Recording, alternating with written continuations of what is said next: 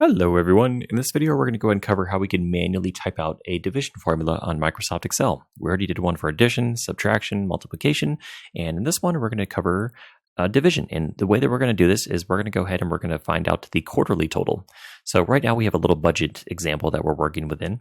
And in the previous video, we just took the total for March 1st, 2026, and we were just assuming that it's going to be the same value every month for the entire year.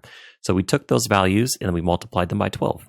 Now what we want to do is we want to find what is the quarterly total going to be. So to do this, all we have to do is take the value that's in F4, F5, F6, F7, and then just divide it by 4.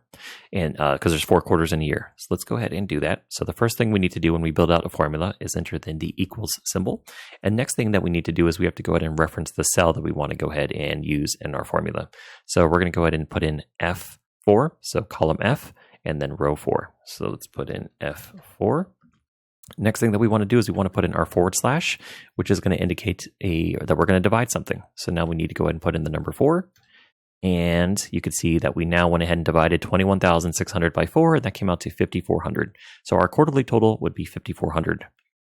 Now, the next thing that we could do is we can either manually type in those formulas like we just did, or we can come over here after we have our quarterly total for mortgage, the cell highlighted. And if we come over here in the bottom right, you'll see that the cursor changes from a white plus symbol to a black one. And now if we go ahead and drag it, it's going to go ahead and it's going to change the reference of the cells. So if we double click in, you can see that it went ahead and changed it from F4 to F5, divided that by 4, did the same thing for F6, did the same thing for F7. So it saved us some time as we didn't have to manually go in and type out those formulas. So that is a quick tutorial on how you can use division formulas on Excel.